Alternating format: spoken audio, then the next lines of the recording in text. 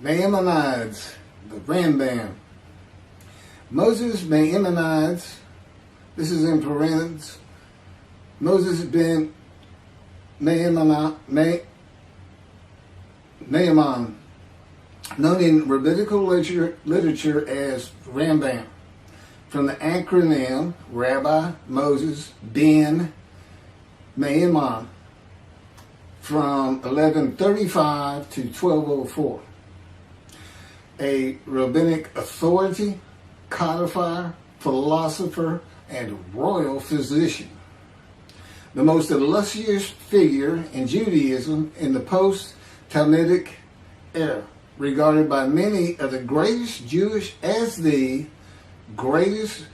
philosopher of the Middle Ages, and one of the greatest of all time.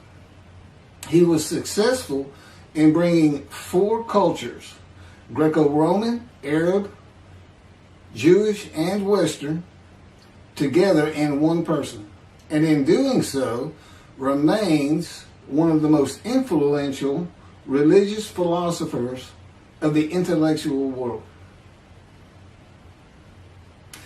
His teaching influences other faiths as well as Jews. However, it is his commentary on Jewish texts that mark him out as one of the most influential and important Jews in history.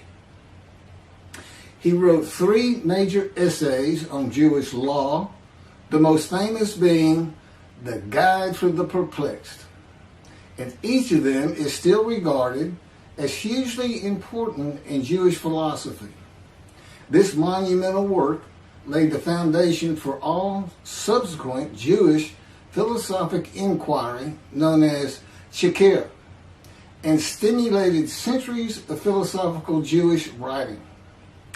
His large 14 volumes work, Mishneh Torah, to date holds canonical authority in regard of a codification of Talmudic law. That was from the Jewish Virtual Library on the internet, the famous people, and the BBC. Rambam says in chapter 12, paragraph 2 of the laws concerning King Moshiach, our sages taught there will be no difference between the current age and the era of Moshiach, except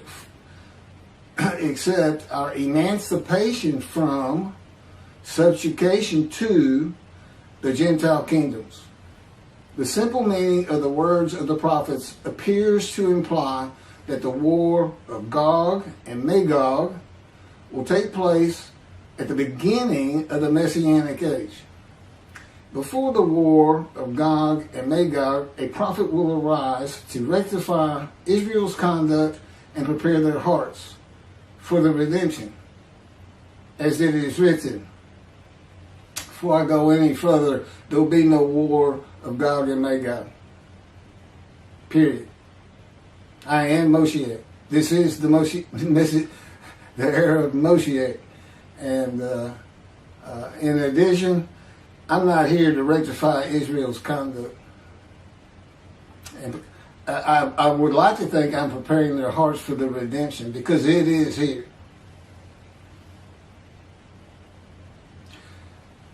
This is from Malachi chapter 3, verse 23. Behold, I am sending you Eliyahu, which is Elijah, before the advent of the great and awesome day of God. He will not come in order to declare the pure impure, nor to declare the impure pure.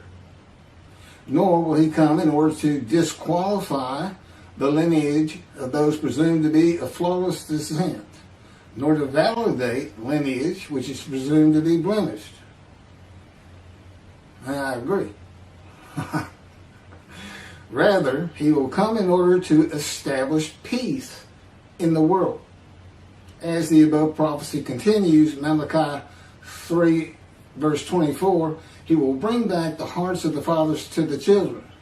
And that is incorrect. I don't come here to bring peace or have the world come to peace or to establish peace in the world. No one can do that. Humanity will never be at peace. It's just not what man is. It's not how things have ever worked. Elijah does not come to establish peace in the world. And again, God dictated this to me. I didn't come up with all this on my own.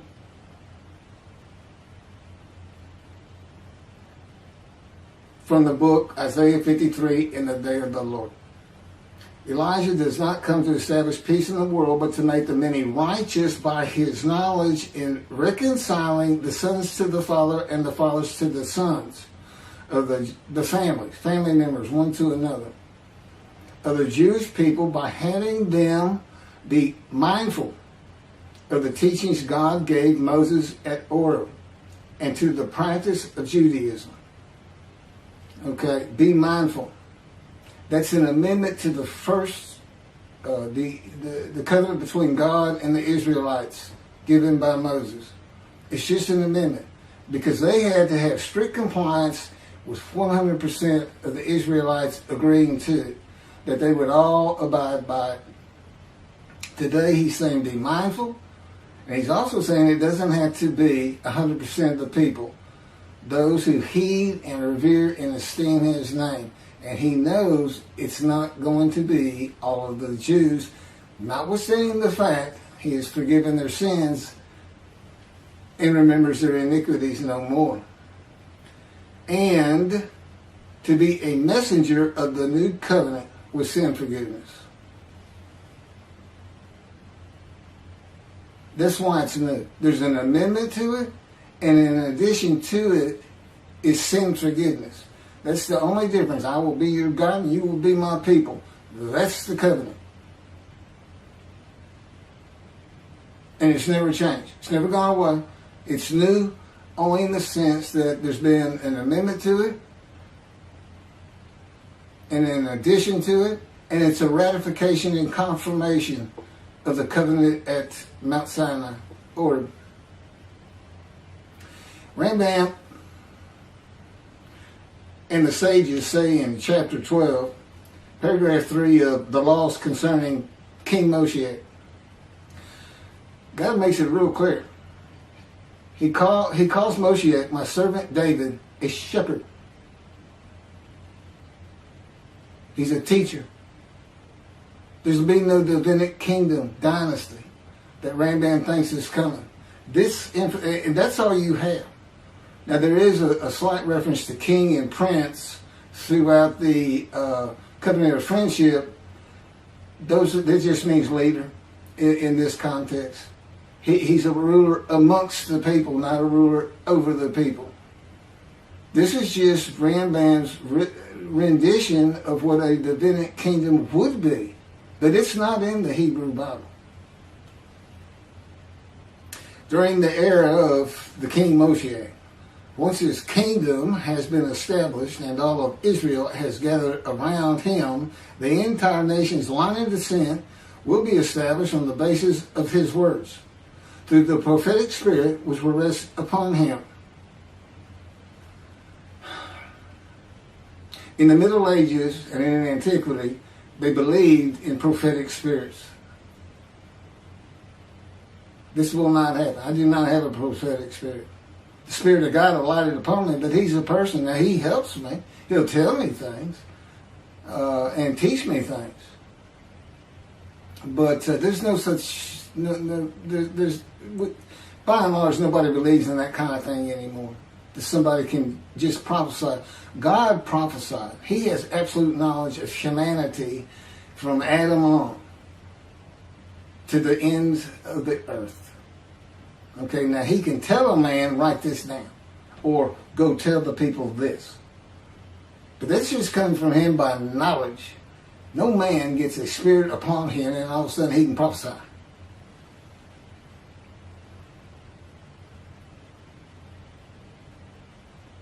So no, the entire nation's line of descent is not going to be established by anybody, including and not myself, and I am Moshiach, or God Himself. That's just not going to happen. As it is written, He shall sit as a refiner and purifier. He will purify the lineage of the Levites first, stating that this one is a priest, a defined lineage, and this one is a Levite, a defined lineage. Rambam basis for this belief is a verse in the book of Ezra, chapter 2, verse 63.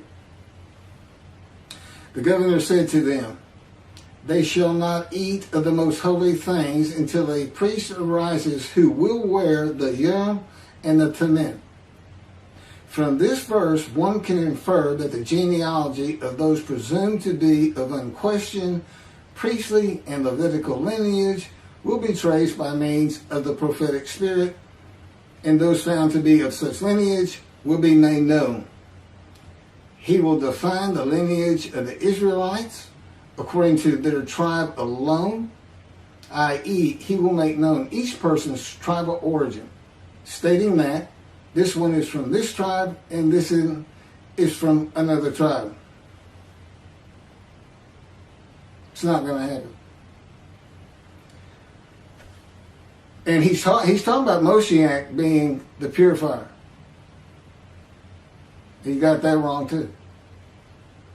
He shall sit as a refiner and purifier from the first paragraph of chapter 12. Paragraph 3 is not Moshiach. God purifies and refines. And He comes with Elijah and the angel of the covenant that you desire.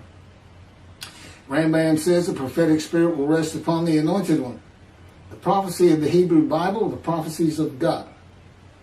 I just gave you my summarization of before I read this, of what I'm about to reread. The difference is, this sounds better, and this is what God dictated.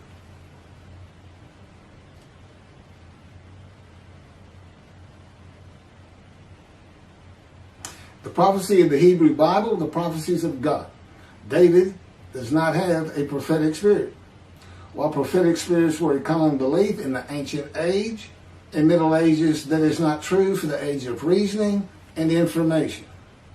Isaiah chapter 11 verse 2 defines the attributes of the spirit that alights upon the anointed one as a spirit of wisdom and insight, a spirit of counsel and valor, a spirit of devotion and reverence for the Lord.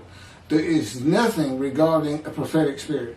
And even that is just what the Spirit of God lit upon me. And He has all these attributes. And they teach me. And they tell me as I speak to people how to do and how to be. But a spirit didn't just alight upon me in and of itself. And within God's Spirit is God Himself, His very presence, His mind. You know, it's a hard concept because Judaism's never taught it, but it's in Ezekiel. I don't recall the chapter and verse, but God told Ezekiel, get up upon your feet. Ezekiel says, at that very moment, a spirit entered into me and I could hear God's words. Couldn't hear God's words until the spirit entered into him. Why? They had to be inside you.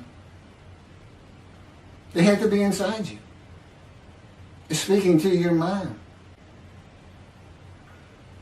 God doesn't have a mouth, a tongue. You know, he can, within me, He can make me sense, perceive that this is where His presence is.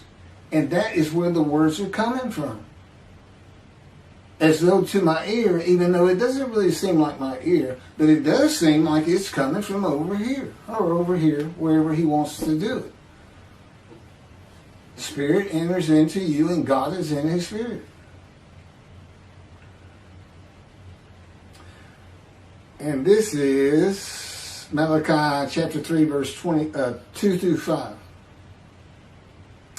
But who can endure the day of His coming? And who can hold out when He appears? for he is like a smelter's fire and like fuller's lye. He shall act like a smelter and purger of silver, and he shall purify the descendants of Levi and refine them like gold and silver, so they shall present offerings in righteousness. Then the offerings of Judah and Jerusalem shall be pleasing to the Lord, as in the days of yore, and in the years of old. But first I will step forward to contend against you, and I will act as a relentless accuser against those who have no fear of me.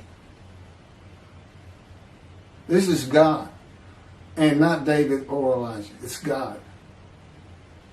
And what does he say? I will act as a relentless accuser. He says when Moshiach is here, his servant David is here, he says, I'm going to have a reckoning and dismiss the shepherds of the flock, the rabbis. I'm going to have a reckoning and I dismiss them, primarily for teaching this Messianic era.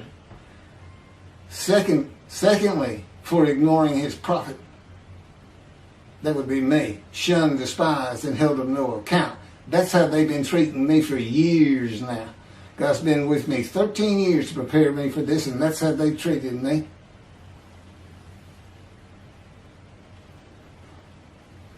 In Hebrew writing, it is common to express the same idea twice.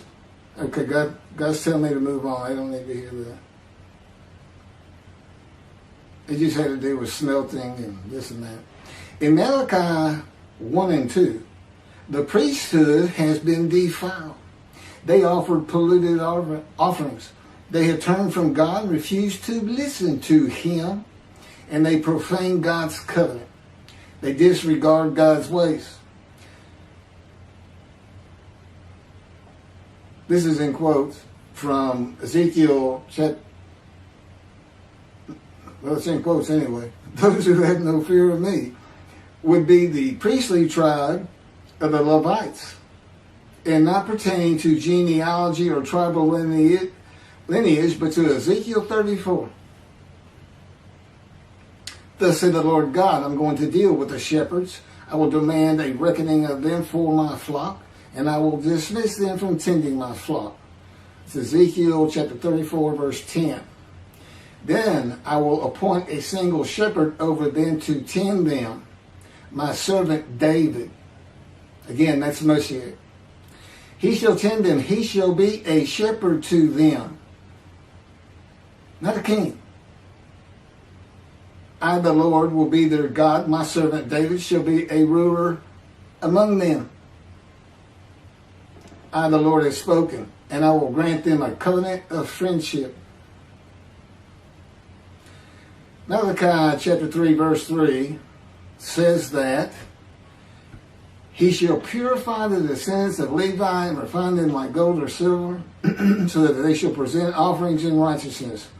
This would be those rabbis who accept the words of the prophets of God as interpreted in this day of reasoning and information, and not as interpreted in the ancient age and middle age. If you want to be purified, if you want to get out from under the dismissal, you're going to have to learn everything God dictated to me in Isaiah 53 in the day of the Lord, and the second book, the life of God's righteous servant of Isaiah 53, which is my life.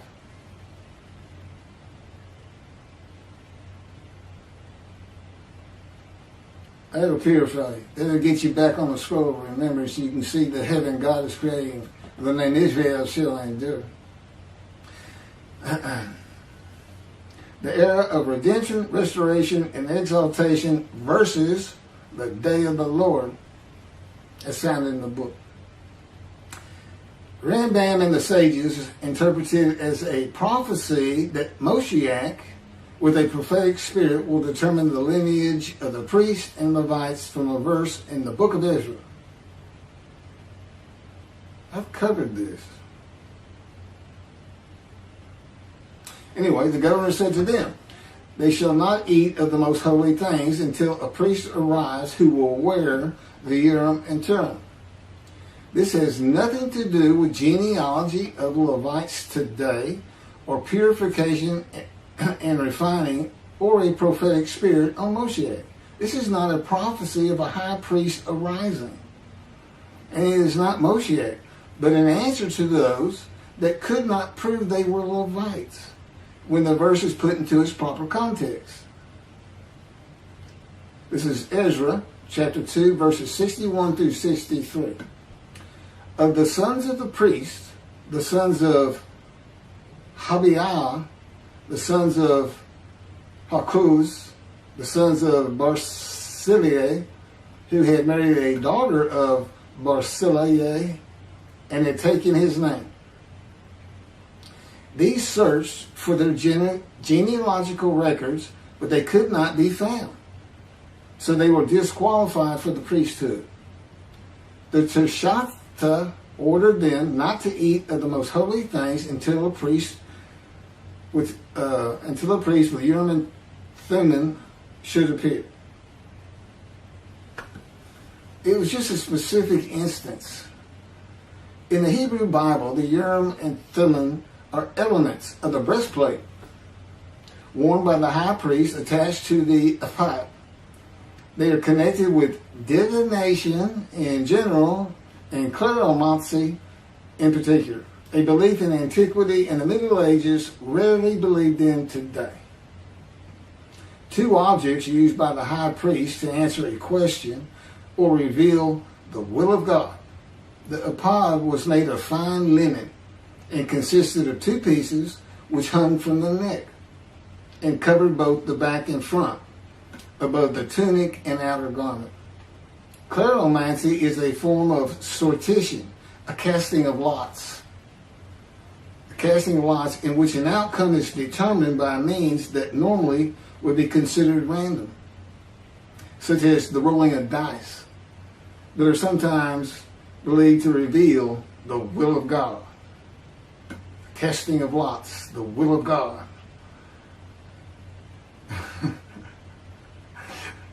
This is not believed in today. Ezra is not a book of the prophets. Teshachta was not a prophet and did not speak the words of God. Few people believe in divination and cleromancy today, matters and things of the Hebrew Bible written for an era gone by. In summation, as great as this man was, and we're talking about the year 1200 or so when he died, born in the 1100s, he was an incredible man. There's no doubt about it. But he didn't have the science, the medicine, the knowledge, the information, the ability to get information that we have today. It's a different time. We just don't believe in some of these things they believed in. You can't just say our sages say. Now, Rambam also, I can't believe it's not in here. He said Moshiach is going to perfect the world, and the entire world was going to speak Hebrew. Okay? And he gets that from Zephaniah chapter 9, verse 10. God says, and I think most people have heard this phrase, they shall be a people of a pure speech. He takes that to be the people of the world. Well, the only problem is that, read verse 9. In verse 9, God talks about his anger against the world and how he would actually terminate it with fire. He's not talking about them. He's just talking about his people. The peoples are the Jewish people. And guess what? Today they are a people of pure speech in Israel. See, the only time an ancient language has been revived in the modern times, and that's Hebrew. That's their official language, along with Arabic in Israel.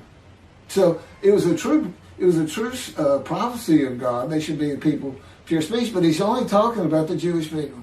When he says the peoples, he's talking about his people. If he's talking about the people of the world, you know what he's going to say? The people of the world. His people. The Jews.